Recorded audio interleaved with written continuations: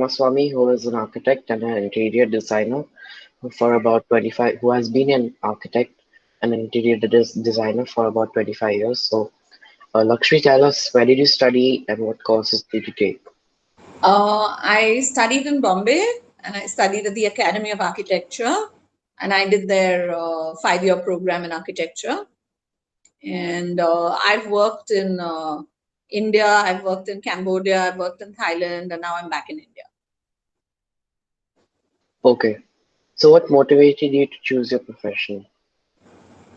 Interesting question. I think what motivated me was primarily the fact that I didn't want to be an engineer. I took up science because my grades were very good. And, when I was going through my 11th very early on, I realized that I didn't want to be an engineer. I didn't enjoy it. And what attracted me to architecture and design as a subject is basically the fact that there is no perfect answer and you have to work out a solution within given parameters. That appeals to me a lot. I like the gray areas more. And that's what, and aesthetics. I think I was always good at art, and the aesthetic part of it also appealed to me. So to come up with an aesthetic solution that manages all the issues at the current situation, as well as adapts to the future. So I like that kind of problem solving, and that's how I see it. All right. So, which organizations have you worked for earlier? I worked with an architect. See, architecture firms are small ones. Usually they're not very large ones. The large ones are very few. So I worked for a lady called Rohini Mani in Bombay for I think 3 years. And then I always worked for myself. I freelanced. So I had my own practice in India. I had my own practice in Cambodia. And in Thailand also, I worked for myself. Now I'm freelancing with some architectural firms. So currently I'm freelancing with 2 firms, one in Delhi and one in Chennai. Okay. So, So I how do consult you, for. yeah, okay. So, how do you use technology and how do you think technology will impact your line of business? Oh, we use a lot of technology because I'm sure you've heard of AutoCAD. AutoCAD was new when I was in college, and I learned it then. And I think what I learned then is still relevant today because I still use it today. Though the program itself has changed, it has galloped beyond, probably the capabilities, definitely the capabilities I'm aware of, but I can still use it. I can still manipulate and get what I want out of it. And that's just a basic thing. Besides that, there's lots of new technology which has been around for a while. There are lots of 3D visualization things and all. I don't know how to use it, honestly, because though I've tried to learn, I have not found it. I've not found myself learning it enough to use well. But because I studied and learned the long way by drawing and visualizing, I know what I want out of the software. So I've always had people that I work with, and I tell them exactly how the end result should be and how to tweak it to get there and how to fix it to get there. I understand that aspect, and that serves me. Okay. So, what skills should someone have to succeed in being an architect?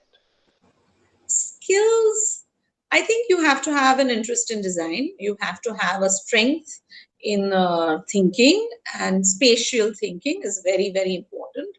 And spatial thinking, I would say some amount of geometric awareness and spatial awareness, geometric proportion, and you would need basic skills in terms of analyzing a situation or a problem or a site. And you'd also need to be sensitive to the environment, to the site, to the issues, and you have to have an aesthetic bent of mind, because without aesthetics, design is not working. So you can always, in order to sit somewhere, you can always, get a dabba or get a box and sit on it. But when aesthetics comes into play and ergonomics comes into play, you make it a you make it a more functional, a more a better looking solution. That's what it's about. Okay. So, how do you measure success? Measure success. I think in terms of the work I do and how satisfied I feel about the work I do. Okay. So, what guidance do you have for those who are looking to pursue a similar career? Guidance will be prepared. I think what a lot of young people who get into design don't realize, which I didn't know either when I got into design, is that there is no perfect solution.